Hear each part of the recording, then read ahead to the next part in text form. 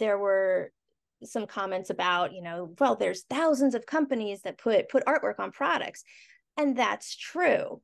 However, there's a small amount of companies who actually accept artist submissions.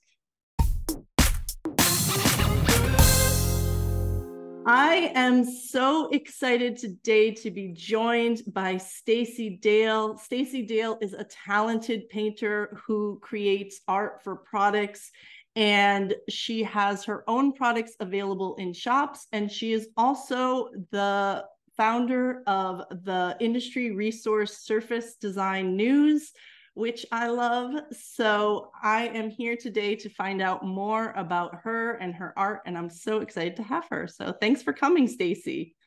Thank you for having me, Elizabeth. I'm so excited to get to talk to you today. I feel like I've known you a long time, and yet I've never spoken to you in person. So. I get that a lot. And I feel the same way too. When I get an interview, sometimes I'm like, well, I know from your Instagram that this, like, you know all about me. People are like, you don't know. So to start, can you give us sort of a condensed version of how you originally got into creating art for products? Okay, I'll give you a little background on me. I'll try and condense it as best I can, but I've always been a creative person since preschool. I love painting and drawing. I worked in the apparel industry from 1992 until 2002. Oh, wow. And worked at several different companies, and I learned a lot about production, design, manufacturing, and a whole host of other things like domestic and overseas production. So sorry to interrupt. Did you design at those apparel things, or were you okay? So you were. I did both. I designed for like 2 or 3 of them, and then I did a lot of technical design, which is just fittings and making sure everything is properly measured and that kind of thing. So but then I had another company I worked for where I did everything. I designed, I did production, I would go to the factory. Like, it was a small company, and I learned a ton at that company. Yeah. Like way more than I probably needed to. But it was a great experience. I actually, I think that's where I learned the most of my knowledge about the apparel industry.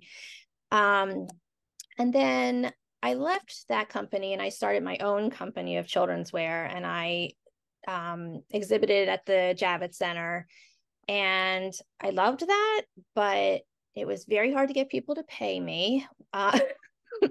Wholesale is very difficult. And at the time, I was getting married, and I think I did it for like a year and a half, and I was like, this is not for me. I am not a wholesale person. I don't like chasing after people for money that they owe me. It was just not for me. So got married. And then a lot of my friends started having babies, and so I didn't have any money at that time. So I knew where to get these like wood keepsake chests or toy chests, and I just would paint whatever their nursery theme was. I would just paint that on the box, and I would give it to them at the shower. And then from there, I would get other people asking me, oh, can you do one for my daughter, my granddaughter? I'm having a baby. So it sort of mushroomed into this business that I really wasn't planning on, I guess. But it happened. And I did mural painting, and I painted signs, I painted furniture. So I did a lot of that. But when I had my kids, I wanted to be a stay-at-home mom. And it was great in the sense that I was a stay-at-home mom. But then as the business started to take off, it got a little crazy. I know you know how that is when you have kids. Like, it's very, you don't get anything. No. I mean, I would stay up till like midnight, working, painting stuff. And then, I mean, this sounds terrible, but I was so glad when they went to school, because I finally got time to do, the things I needed to do.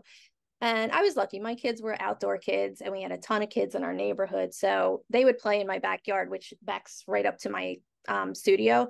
So I could see what they were doing, and then I could still work at the same time. So it was a nice little balance. But, the business, I don't think I would call it a full-time business, but I did paint every day. I painted something every day, but it wasn't financially able to support myself on that. Like, not at all. I was lucky that my husband at the time, had a great job, and he could, it was more just extra money kind of thing. So I hear you. Yeah. yeah. And so I did that for, gosh, a long time, since 1997 until about last year. Wow. So it was a long haul. And but during that time, I also started doing children's wall art. Excuse me. And I had met some other artists online that were doing kind of the same thing. And they had signed with this company called Dish and Spoon Productions, which was a children's wall art company. And it was a beautiful website. It was a newer company. But the woman that ran it had some really great artists. And I was so happy to be in with that group of artists because they were really, really good. And I was just happy to be in that mix with them. Mm-hmm. But it turned out to be a horrible experience. Oh no. Because this is my very first licensing experience. And it was good for a couple of months. I did some work and I sent it to the woman, and she only put about half of it up on her website, which I was a little curious about because she had specifically asked me to do these specific pieces. And I emailed her, and she emailed back and said, oh, I just haven't gotten to it yet. And I'm like, oh, okay, and I did get a commission check. And then it was like radio silence for months. And I kept emailing her and trying to call her and say, is everything okay? What's happening? At the same time, I was hearing some rumblings from some of the other artists that they hadn't gotten paid, and that she was asking for too much. There was one woman who said she hired some other artist to knock off her work when she left the company. And so it was kind of crazy. So I ended up calling 2 stores that I knew had samples of my work from her. And I said, am I just doing something wrong? Like, does my stuff not fit in with what you have in your store? Is it not a good mix? Not And selling or something yeah, like that. I said, is it not selling? And they were like, what are you talking about? And I'm like, well, I haven't gotten a commission check, so I'm assuming nothing has sold. And they were like, no, we've sold several sets of your artwork. And I'm like, okay. So I went back and tried to get in contact with the woman, and it was a fiasco, and that's putting it mildly. But I never ended up getting paid. She went out of business. It was insane. But one of the artists ended up suing her. I mean, it was just a full, just a hot mess. And so that was my first experience with licensing, and it made me never want to do it again. Right. That's fair. So, I didn't really pursue it at all. I just kept doing direct sales with my own work, and I was happy with that. I did try and do wholesale again with the boxes, and I did that for about 3 years. But wholesale for me, like when you're doing a hand painted product, it doesn't really make a whole lot of sense because it's the same amount of work that you're doing for half of the money. Yeah. And everything was custom. So it's not like I was doing these huge bulk orders where it was worth doing volume. I wasn't doing volume. So I finally, decided not to do that anymore. So, so that's kind of how I started putting artwork on product. That's how it all sort of came about. Definitely. And then I had an Etsy store also, along with my own website. I joined Etsy in 2006, which is really early. Yeah. But I didn't go all in on Etsy until 2011. When I had my website, there was no drag and drop, create your own website. You had to hire somebody to do it. And so I did. And it was costing me a fortune.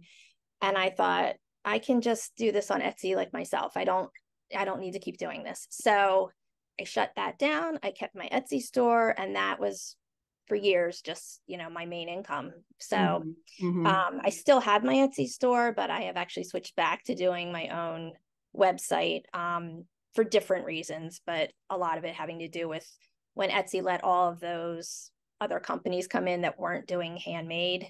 I mean, it's just oversaturated now, and it's so hard to be found on there. So not my favorite place. Right. So, Well, yeah. it sounds like, I mean, so thank you for giving me that overview. It's so interesting that, you started in apparel and were so presumably doing mostly repeat work there, when you were doing the pattern designs themselves, Yes. and then got into sort of the more, and was it digital when you were doing apparel, or no, back then? No, we were Yeah, still because doing everything by hand and cutting in and, like wash and stuff like that. Is that? yeah, it was, I mean, when I came out of college in 1992, Illustrator was not being used really so much in the Right. workplace. And so the places I went, they had been in business, a while, so they weren't using it yet. And so I didn't really learn, I don't think, a whole lot about Illustrator until 1996, I would say. Yeah. The one company I worked for, they did use it, but just to do flat sketches. And Right. so that's what I used it for. But they were still doing repeats by hand and then Mm-hmm. scanning them and stuff. So, and then eventually kind of, turned Takes as when I over. was Right. leaving, I think it started to kind of take off then. Yeah. So, So you were getting, so that like hand painted does translate. You went from repeats to these like custom products and custom boxes, keepsake yes. boxes, but you were doing hand painted in the office, or in your apparel jobs, and then so I can see Mhm. how that translates. So that's and then so all through all for all this time you were doing these keepsake boxes, but you were doing different versions of trying out different versions. So you Yeah. what I would say, like, what lessons did you learn from running a shop, whether I'm sure there's like a million, but but like from you mentioned already, the whole like website versus Etsy, learning, kind of having to learn that, at the time, before there was drag and drop websites, before there was the wonder that is Squarespace, having to kind of do that. And I remember, because I didn't have products, but I did have a portfolio website starting in 2008, and it was like such a slog to figure it out. So to Yeah. have products and actually have to, like, the purchasing aspect of it, like, that Yeah. sounds like nightmare. I mean, So yeah, it took a lot of time away from creating. It was a actually lot of, doing the thing, yeah. manual stuff that I So just not good at. I'd So say over that time, what lessons maybe around sort of what people or what customers were looking for potentially did you learn, or what lessons? I learned that you cannot scale a handmade business very easily, and Mm-hmm. that you will reach a point where you just can't do any more work. Right. Either you hire someone, which is difficult when you're doing hand painted because they have to match your style of painting. So because it's products that people are, buy multiple times. So that's almost impossible to do. And so I looked for years for ways to have my work printed on wall art and on the boxes. And of course, you can't do that on a box because it's got to go through a flatbed printer. So I would have to do it before it was put together, which is not ideal. Or in some Because sort of like decal fashion, which yeah, wouldn't I be the tried same. decals and that was a mess. It Yeah. just took too long and it didn't always come out right. And it's not what people wanted from me. Like they wanted the handmade, the hand painted Right. aspect of it. So I really tried to like figure this out and I couldn't figure it out. Yes. So I just started, my hand started to hurt and I was like, I think, I hear you. there's definitely an end to this. Like it's not something I can keep doing for that much longer. And at one time I also imported boxes from China because I wanted to save, some money. I wanted to make Right. a bigger profit. And I knew another artist who was importing boxes from China, these smaller ones. And I thought, all right, if she can do it, I can do it. So I did. And I would say the experience, taught me that yes, you will save money, but you will definitely lose on quality. And Mm-hmm. it will take several years before you can get to the quality that you want. It's very unlikely that the first go around with production is going to go well. It's just a communication barrier. It's them using materials that you didn't approve, but you also didn't discuss. So, and you can never really get your money back. Like it's never easy. They always sort of say, well, I'm already doing it so cheap, I can't, we didn't have this in a contract. So it really taught me to put everything in writing and be super specific about what you want them to do, which I should have remembered from the apparel industry. Apparel. Yeah, I was about to say. I did that all the time. And yet when I came to my own business, I was like, oh, it's a box, like how hard can it? And I sent them a sample of what I wanted. It was just a big difference, but I did that for a couple years, and importing is not my favorite either. At that time, you had to have an import agent, and I did not have one of those. So when stuff would come into the port in New York, I would have to call some, random license or import agent and say, hey, I have this shipment here. I didn't know it was coming. Can you go over and get it out of customs? So it was like an added expense. And I'm not sure how they do it now. I know some people use Alibaba now to do importing, but not all of them need an agent for importing. And I'm not sure why. I don't know what's changed in the time period since I've done it, but I really wanted to go back to doing manufactured in America just because I wanted more control over the product. And so I did find a guy who he lives like three blocks from here. Oh, wow. I pulled into a shopping center one day and his van was there and it said Lotus Woodworking. And I was like, oh, let me call this guy. I love that. And it just worked out so great. He was a retired woodworker, and to this day, he still makes stuff for me when I need stuff. But it was just sort of a fate thing. And had that not happened, I probably would still be importing from China and not putting out the product that I wanted. And I actually thought at one time I was going to just stop doing it because I didn't like the product so much. I was not happy with the quality of the wood.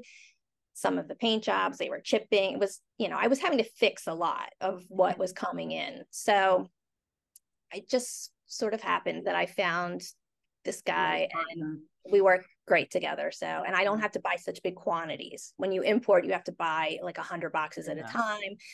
So it worked out really well that way.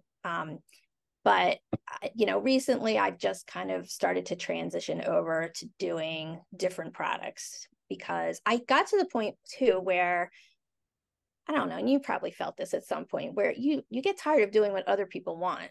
You want to be able to do the artwork you want to do. Right. For years, I've wanted to do completely different types of artwork, but I was always trying to do what the customer wanted because they are paying me. Yeah, makes sense. Yeah, you have to do what they want. Yeah. So it's been, a very up and down. And then I got divorced 7 years ago. So that sort of changed my mindset about how I wanted my business to go. I knew I couldn't sustain it at the way I was doing it.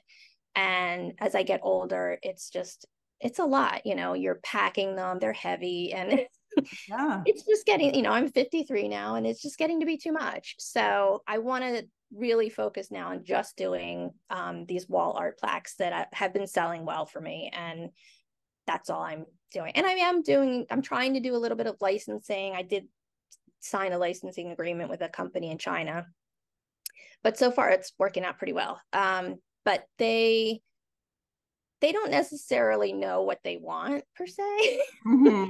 So I'm sort of just sending them things, and if they like it, then they'll put it in the mix with their stuff. They do pillows and shower curtains and bath rugs and that sort of thing. So yeah, so those would be my biggest lessons, is that importing is not as great as it sounds, and scaling up a handmade business, very difficult. Yeah. So then,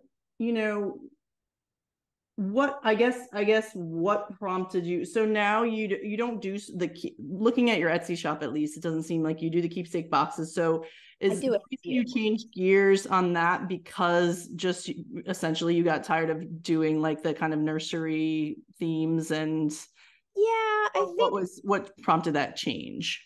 well, I think I've always sort of had my hand in other things at the same time. Like I've done freelance apparel design at the same time that I was doing the keepsake boxes. I don't do that anymore. I did craft shows. I did, a little bit of licensing here and there. But for the most part, I just feel like this is a time in my life where I just want to pivot to something else and not do what other people want me to paint all the time. I want to be able to paint a piece of work and have it reproduced and not have to keep hand painting everything, which the plaques that I'm doing really allow me to do that because I can print them and not have to hand paint them. I do the original work, scan it, and then have it printed. So it's just an easier thing for me right now. Easier for you, mass production, basically. Yes. Yeah. Right. And I mean, right now I would say I'm not anywhere near, where I want to be with that, but it's growing. So I feel optimistic about it. I'll just say that. We'll see. That makes sense. That makes sense. Yeah, totally. Yeah. And so then kind of moving a little bit away from your products that you create, and it sounds like you've had your hand in a lot of different things. When and where did the concept for Surface Design News develop? And for those people who don't know what Surface Design News is, can you just first give a little, blurb about what that is, and then kind of how you came to develop Surface Design News is a monthly subscription newsletter. It's $10 a month. You can cancel anytime. In the newsletter, I put 10 or more companies that are advertising that they are accepting artist submissions. Then there's also an interview with a surface pattern designer. Sometimes it's an illustrator, sometimes it's stationery, wall art, sometimes it's fabric. It's all over the place. It's not, I wouldn't say the newsletter is specifically just for surface pattern design and repeating patterns. It's broader than that. Product. Yeah. So I do the interview, and then I also have a list of resources, different places. If you want to make your own products, these are some good resources I found. Then, as you know, I always feature someone who teaches and gives great information with links to their classes and websites. And then I also have, every month I have a different cover for the newsletter, and it's a different theme every month. But you are welcome to send in up to 4 designs that get put into the newsletter. One person will end up on the cover, but everybody else, it gets put into what's called designer profiles. And then I send the newsletter out to the subscriber list. And then I also have my own list of art directors that I've worked with in the past, who I send it to. And, I've sort of gotten some feedback from them about, what they want to see in it, what they don't, but they do appreciate seeing the work. And I don't know if anybody's gotten anything out of that yet, but you realize that you did that part of it, that you send it out to art directors and stuff like that. That's cool. Yeah. My whole goal for this was to really help other designers figure this out and get their artwork in front of people who are possibly going to license it or buy it. So, but Surface Design News came about because I took immersion, Bonnie Christine's immersion in 2021, I think it was. And I did know Illustrator somewhat, but I usually did just lettering. I never really created any repeating patterns in it. So I took that class because I really kind of wanted to learn how to do the repeats. And I thought, it sounded like it would be fun. And I thought I would get a lot of information, and I did. I did get a lot of information from that class, but I left the class feeling as if there was just a little piece of the puzzle missing, which was, how do you find these companies? So I love doing research. It's like one of my favorite things to do. My friends always say that I should have been a private investigator. And because anytime they need to know something about somebody, they come and ask me because I love doing research. That is a good trait for a burgeoning surface designer, I'll tell you, because my students who have, so first I'll say that the missing piece is in Start Your Surface Pattern Business. Not that not that I have all the answers, but my course I do think is a good like follow-up, because I don't teach how to create patterns, but I do teach the business aspect of it. But a lot of my students who have been successful are like, they get excited about the research and they get excited about the private investing. I've heard that phrase before of like, I felt like a detective, like, you know, they get hyped so about like finding all the little ways. Yeah. So I mean, I get like so excited when I find one that I've never seen. Oh, I love it. I'm just like, oh, no one's ever seen this one. Not everyone is interested, but it's good that you have that. So it's been a good exercise too in sort of branching out just from fabric design, because I find wall art companies, I find stationery, I've found beer can contests, I've found like different wrapping contests. I mean, there's always something out there that people are looking for artwork. I will say it's getting harder and harder. I mean, we're going on issue number 30 is coming up, which is for a long time. Crazy. I mean, when I started it, I didn't really know where it was going to go. I just kind of thought, you know, if I want this information, I think other people will want this information. And that's how I sort of started it. I did just a very intro. I think I had 30 people originally who signed on as founding members, and they get like a super big discount. And they get the newsletter a week earlier than everybody else. So those people have been with me and they give me feedback about like what they like and what they don't like, which is great. Then the only issue I'm finding right now is that people who signed on very early, you know, they're 2.5 years into it. And so at this point, there are companies that I pull from old newsletters and put in the new ones because people who have come on later have not seen those.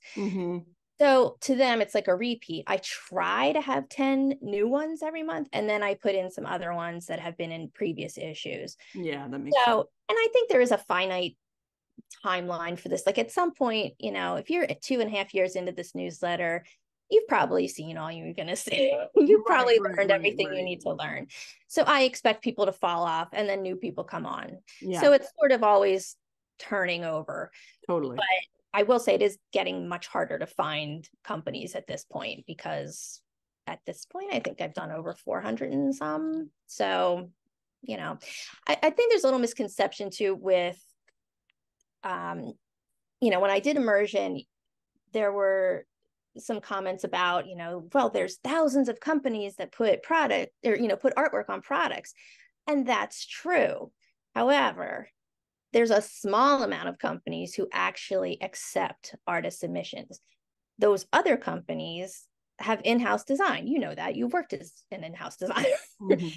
So, and they may hire some freelance, but for the most part, it's in-house. And so unless you're going to get hired by one of those companies with a part-time or full-time job, there's no one sitting at those companies waiting for unsolicited portfolios to come in.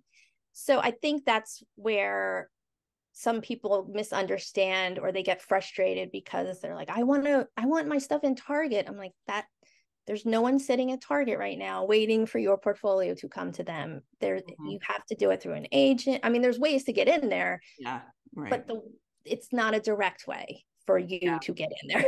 So, right.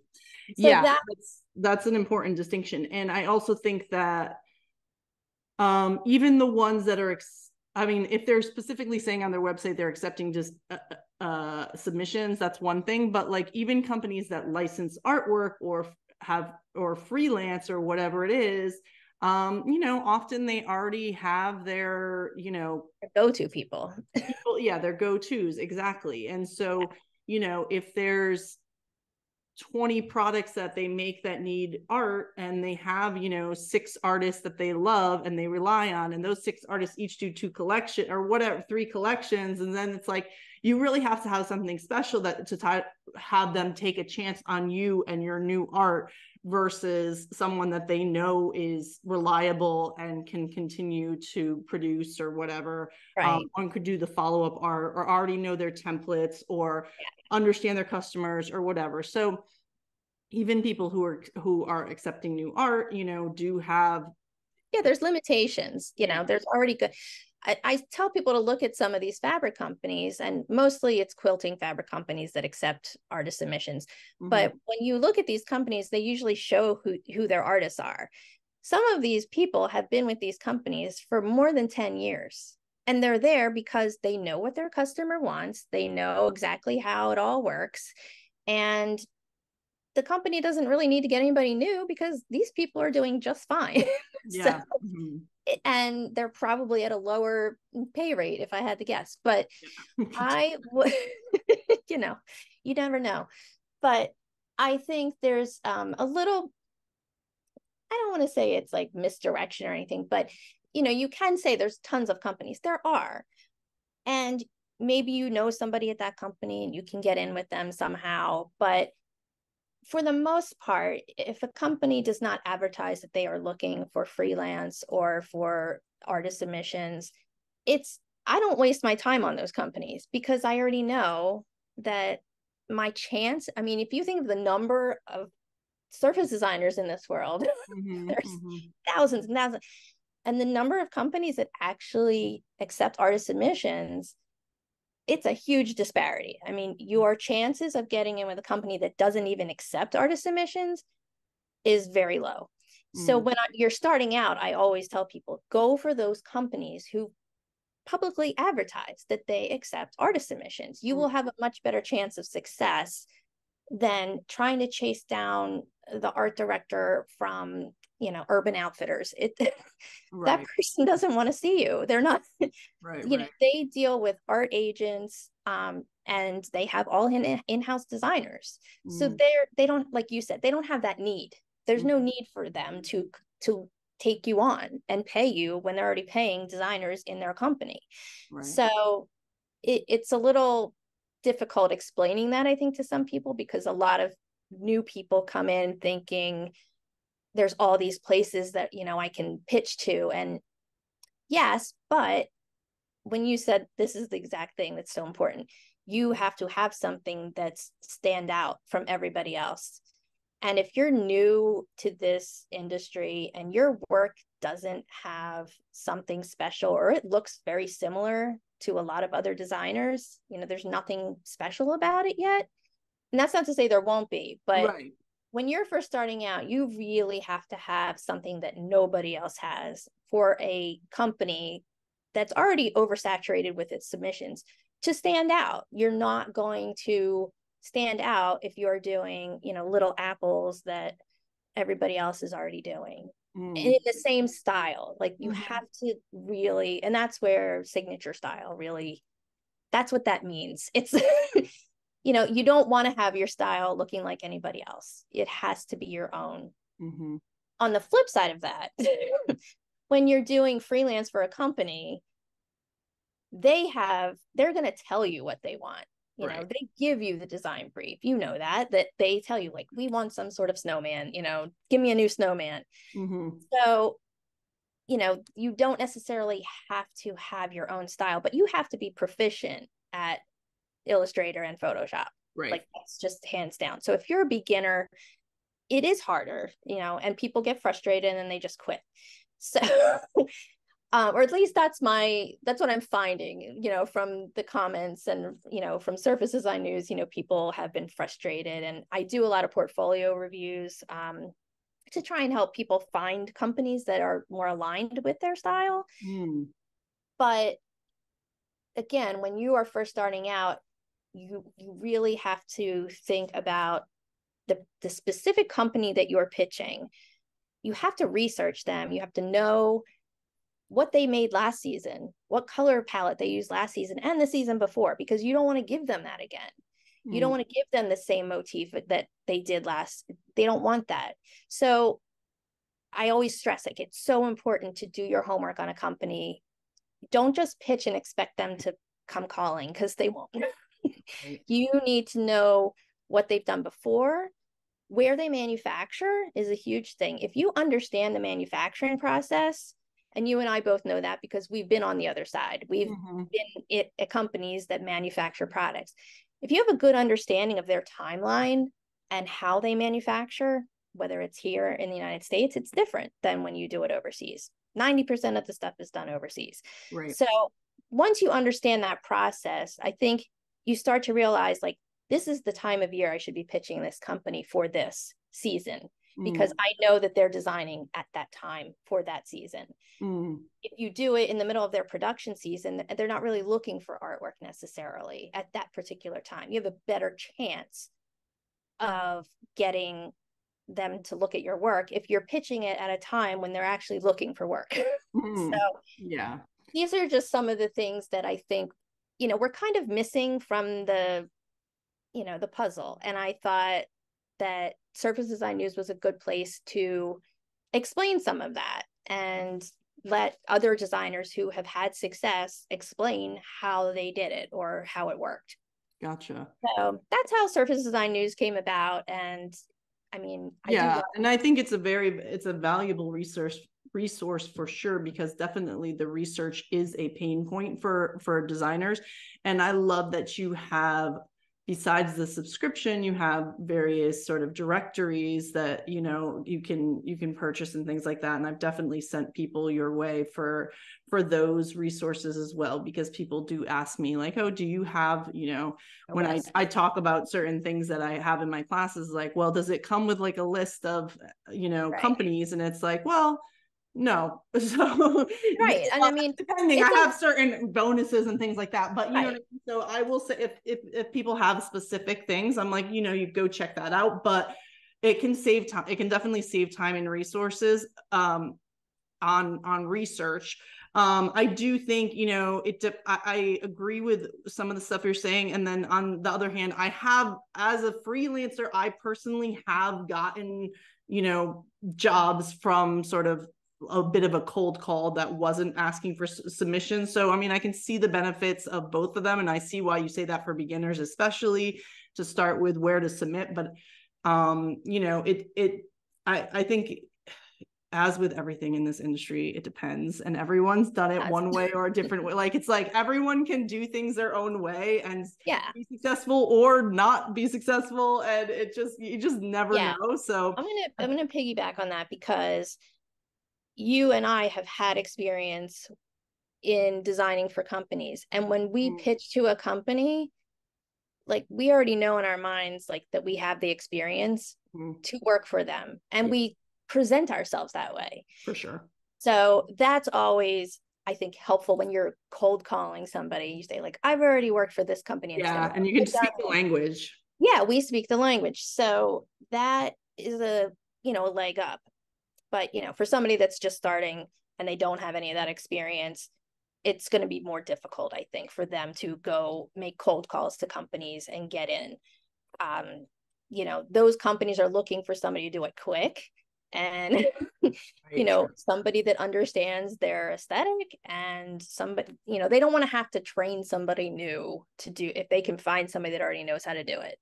So it's something I just want people to keep in mind, when they're pitching, that you're not always, I would say that the directories, I've had some people tell me that some other people don't like that I put them out there, because if they say I'm giving out private information. I don't have anybody in these directories, and I make it very clear, that does not publicly advertise that they accept artist submissions, or somebody that I've contacted personally that said it was okay for me to put their contact information in there. I know a bunch of other art directors, but they don't want their information in there. Right. Yeah. So I'm not going to put it in there and ruin a relationship. So I have to make that clear to people. And I do that also because I think that's where they will have the best chance of getting licensed or a buyout. So yeah, I mean, honestly, when you first debuted them, I think I messaged you and was like, are you allowed to do that?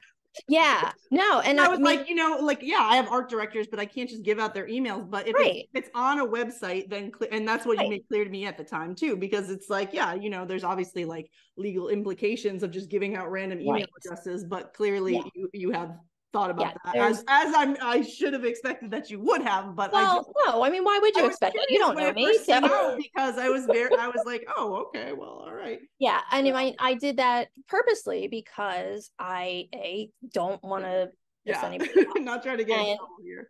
Yeah. And B, I just feel like those companies, if they're advertising that they want to see art, they want to see art. Yeah. So send your art there. So I want to like dive into a little, the thing that I think is really interesting about our industry and about being like an independent artist in general is that many, not necessarily all, but many of the successful designers in this business have had to come to, and I myself included, have had to realize and come to embrace some sort of entrepreneurial spirit, realizing that it's more than just the art. And that doesn't mean that you have to be a teacher or you have to have a membership or you have to, that's not really what I'm saying, though that is, I do teach courses, but it's not that you have to do that. It's more to say that the marketing, the getting your name out there, the creative thinking about how to show off your work or whatever it is, it's more than just like I painted something pretty, because if no one sees it, then how can they buy it, or how can, like, what's the point, right? And that is definitely a hard lesson I had to learn moving from the industry, from working in-house to being independent, of like, I knew I had the art skills. I wasn't worried about that. I had 10 years experience. I was good. But then it was like, oh, wait, but like, how do I get people to know about said experience? Right. So I guess as you've built your career and now into sort of this more, this new branch of your business, which is Surface Design News, which is a little bit more entrepreneurial, is that skill set something that has come naturally to you, or is it just a learning curve that, you've been doing this a long time and you just like me, I was like, okay, now I've got to do this. Okay, let's just figure this out. Like, what do you think that entrepreneurial spirit is natural to you, or really hard one? For me, it's always been 100% like natural. Okay. Like when I was 6 years old, I set up a store in my bedroom and I made stuff out of like tissues and Q-tips and like stupid stuff. And I made my friends in the neighborhood and my parents and my sister come to my store and buy this stupid stuff that I made. I always just loved making things and like sharing them with everybody. Like that's always been my thing. But I recognize that it is not everybody's thing. Yeah. And it is a learned skill to learn the different aspects of how to market yourself, how to get your name out there, how to find people that want to work with you. There's a whole other set of skills that you need to be a successful designer. And I think that goes across any kind of design. You need to learn how these businesses work, where you fit into that, network of people, and how to make yourself stand out. And so those things don't come naturally to a lot of people. I mean, I have plenty of friends that just want to do art and they don't even like doing craft shows, or like they're like, I don't want to talk to anybody. Right. Yeah. No, for sure. I get it. Like despite how I may seem, I'm actually an introvert. I don't really enjoy interacting with people on a daily basis. So for me, I don't like doing those things, but I don't have a problem showing anybody my work. And I get a lot of people who have said, I don't want to show my work because I'm so worried about it being stolen. And the likelihood of that happening is so small. So I always tell people, if you do nothing, nothing happens. good or bad. So it's just collecting dust on your hard drive. Like right, like in as a yeah, show it. you can't. Yeah. Right. Yes. Yes. So just do it. There's no harm. And I do think some people are worried about the rejection aspect of it. And that is a huge, for those of us who went to school for art or some kind, are very used to getting shot down and made, told our work is terrible. Because that's what art school is for. And that's what they do. They tell you like you're not good enough. And so you hear that over and over, and you keep striving to be better and be better. And each week you try and build on the comments you got the week before. In this business, when you're putting something out there, you're only getting, comments from one person, the art director. And maybe it's just a flat out rejection. It's not, here's how you could improve this. Mm-hmm. And that hurts, it's Mm-hmm. not a comfortable feeling when you've put all this work into something and then somebody comes back and says, it's not for us. And that, I think, is the thing people are most afraid of, is that they are going to be constantly rejected. And you have to go into this knowing that you will be constantly rejected. That's just part of it. That's part of it. It's part of it. And it helps to build you up and build your armor up and build you up as a designer. You will learn from those things. Like, it makes you ask yourself, well, why didn't they like it? What is it that it's not doing that they need? And one thing I always say, and I would say, like, I did go to art school, but I don't know that I took away from it that sort of, I don't know, not that I was like so successful or anything and that everyone loved everything I did. I'm not that at all, but I don't know if maybe my art critiques weren't as harsh or whatever, but oh my gosh, I will just say that, like, from my years of working in-house, I always, I just don't take it personally. It's not, it's so subjective. Like, what one person likes, the other person doesn't like, whatever, what finally the whole committee has agreed is beautiful, and let's present it to the retailer shuts down. Like, it doesn't matter. Like, it's all, there's a lot of moving parts to it too. It's like, it goes through a series of reviews by different people who are working in-house. Not to say, like, if you get rejected, it has nothing to do with you. Nothing. But it sort of doesn't, like, it does, it's not necessarily it can be have to do with your skill, but it doesn't necessarily. So, like, it doesn't necessarily mean they didn't even like it. They may just, and I've said this before, that all of these art directors have a budget. They just purchased the butterfly print. Your butterfly print's even better, but they already purchased it. Yeah. Exactly. Yeah. So you have to remind yourself that just because you got rejected does not mean that they didn't like it. It doesn't mean that they maybe would have rather had it than something else they bought. It's just at that particular time they can't take it, or they go over budget and then they get fired, and nobody wants that. So. And then they have to live under the bridge. So, they just can't do it. But no, but I understand that obviously, like, rejection is a major, it can be such a deterrent. Do you have any advice for people who do just, who are having a hard time getting over that hump, or have a hard time with that entrepreneurial spirit that came so naturally to you, about getting themselves out there and putting their work in front of people? I think this is most important, is that you recognize where your artwork fits in first. Look at your work and what companies have artwork like that.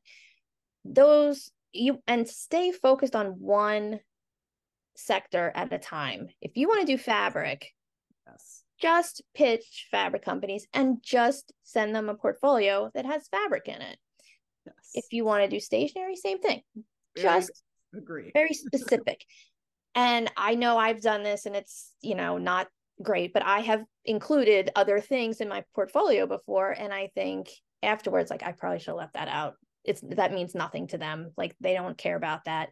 So it's important, I think, most important, to just pick one sector and focus on that first before you start going all over to other places. And if you get rejection from, a couple companies, stay with it.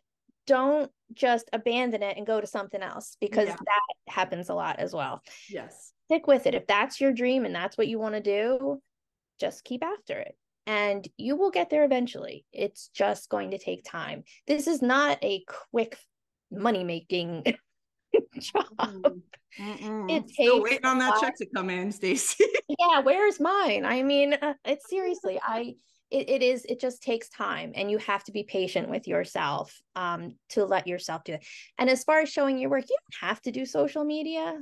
I mean, I have a friend who doesn't do any social media and she still gets jobs. She gets freelance jobs because she's been in this industry for a while and she's known. But if you're new and you don't want to show your work to other people, just show it to art directors. Yeah. And stay focused on just them. You don't need to show it to the world. Just show it to the art directors that you want to work with. Start there, You yeah. have to start somewhere. Like I said, if you don't do anything, nothing happens. So, you have to get over that, doubt in your mind. And, I've been rejected hundreds of times, and it's just part of this job. It is not easy.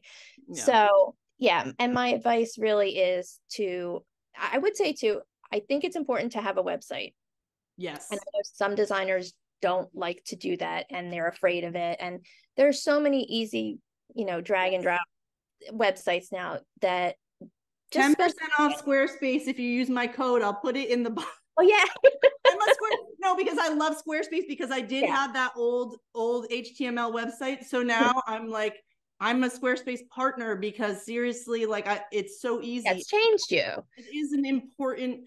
It's, in fact, I'm like literally working on it this week. I'm doing a workshop. I'm coming up in the fall about your portfolio website, and it's so important. And I have gotten that feedback of well, I'm trying to keep costs down. I don't want to pay for a monthly or a annual fee but if you want a business, you need a website. You're not going to hire someone who doesn't have a website, has no way to verify that they're actually what they say they are. And these days you can verify that who you are, what you say you are, if you put up a website, which, you don't have to be professional to have a website. So no, it's a really important marketing tool for you, and it's pretty easy to do.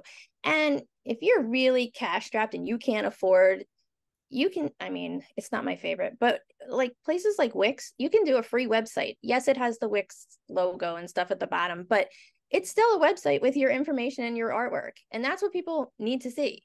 So you can do one for free. It's not that, and then upgrade later to something that's a little more professional, but you need something. You don't want to go into this world without looking professional. And that's one of the things that helps you look like you're serious, is to have your own website. It's more than a hobby, for sure. Yeah, it's more than a hobby. This is what I want to do as a job. Yes. So yeah, so that's my advice. Those are good, all good advice. So I would say, so we're gonna wrap up in a minute, but for your current business, where are you currently with streams of income? Meaning, what are you currently doing to bring in income, but also because I have this problem, is the time that you're putting into streams equal to the time? Do you put in 50% of your time into one thing and kind of get that 50% income back? Or is it, where are you with streams of income and time put in? I'm curious. Yeah, I would say, and this isn't how I envisioned it, but this is how it is. Surface Design News takes about 70% of my time at this point. And it's about 70% of my income at this point. Okay. And it's about 50% of my time. And that includes the directories. I kind of lump all that in together. Let me see. Spoonflower. I spend probably 5% of my time on Spoonflower, and it's probably less than 5% of my income. Same thing with licensing right now, but I am going to try and build that up a little more. And I feel pretty good about the one licensing deal I have going right now. So I feel like that's going to be a little more income at some point, but I never expect my licensing to be the major income. It's just never been my experience that is my major income. The rest of it is my own products, and selling direct to customers. That is probably 20% of my income right now. And it's probably 30% of my time. I do spend a lot more time on that than I probably should.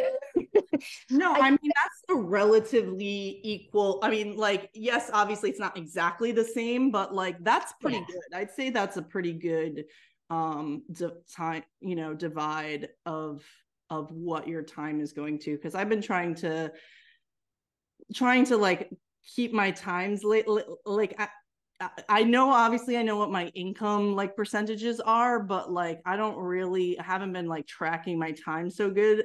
And so I've been trying to track my time in the last like month to see like how much time I put into certain things. And like I put so much more time into my like content and teaching, but it's like, most of my classes are already out. Yeah, they're already so it's like it's more like YouTube videos or like doing interviews or different things like that I put a lot of time into. And it's like, well, I mean, it is a big portion of my income, but not like YouTube specifically isn't, but like thinking of YouTube as an extension like a way to advertise by like teaching or whatever. But I don't know. I feel like I'm a little bit more unbalanced than you are. So I mean, I had no real intention of Surface Design News taking up this much of my time when I first started it. I thought, oh, this will, I can do this pretty easy, hobby, Yeah, and there are some months where it does seem really easy, and then other ones where I like struggle so much, and I'm like, I don't even know what to write about this month. Like, I need something to write about. That's why you're not gonna find me doing any sort of like memberships.